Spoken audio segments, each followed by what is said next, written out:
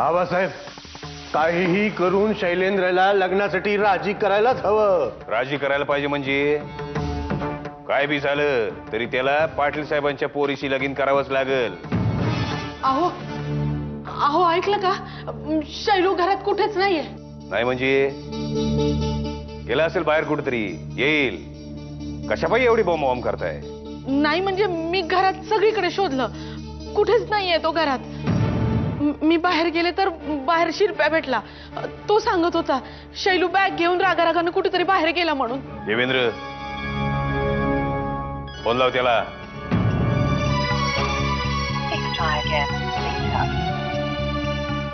काय झालं? उचलत नाही होय तो? बंद ठेवलाय फोन. मम्मा, मला ऑफिसला यायचंय.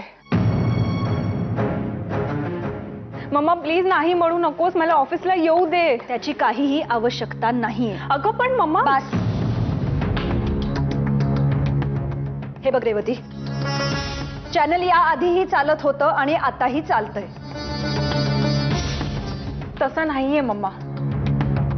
हे बघ, आता आपल्या न्यूज चॅनलवर एकही इंटरेस्टिंग न्यूज दाखवली जात नाहीये. अनेक न्यूजची फक्त एकच बाजू दाखवली जाते आणि हे डॅडींना कधीच मान्य नव्हतं. तुझ्या डॅडींच्या मनाविरुद्ध अनेक गोष्टी तू या आधीही केल्यास रेवती. मला मान्य आहे,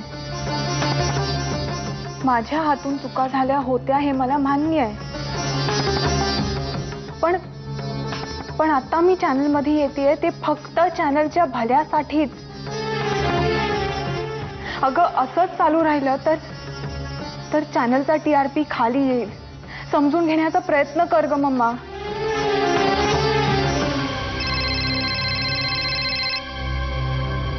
हॅलो हॅलो, अप्पासाहेब पाटील बोलतोय. नमस्कार अप्पासाहेब, मी गायकवाडांची सून जागृती बोलतेय. सगळे बरे आहेत ना? वय वय समधी बरे आहे ती. तुम्ही सगळे कसं आहे ती? नाही तिकडे काय गडबड तर नाही ना? व गडबड? कसली गडबड अप्पासाहेब? सगळं व्यवस्थित आहे. पण तुम्ही असं का विचारलं? सोनालीसाठी वाड्यांना फोन आला होता ना, म्हणून विचारलं. वाड्यावरून फोन?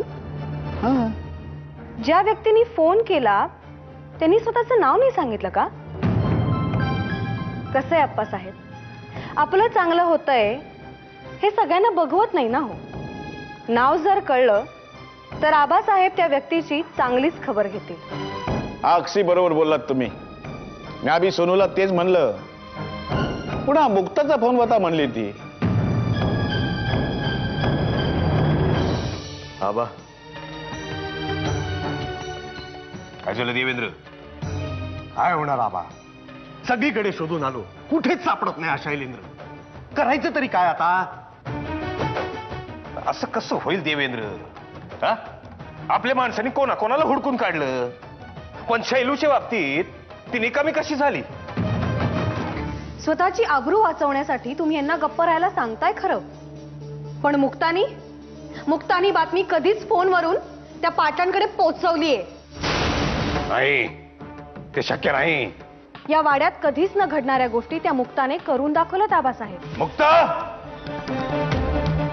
मुक्ता, तू पाटलांच्या घरी फोन केला होतास? हो केला होता. पण तुझी हिम्मत कशी झाली पाटलांना फोन करून सांगायची? स्वतःला शाणी समजायला लागलीस का तू? याद राख, यो असला शांतपणा परत केलास तर ह्या वाड्यातनं तुला हकलीच म्हणून समज. तुला काय वाटलं हे आमच्या मागे समज केलं म्हणजे आम्हाला कळणार नाही? आमच्या शैलेंद्रला आमच्या विरोधात तूच भडकावलंयस, म्हणून तू असं वागला आमच्या सोबत.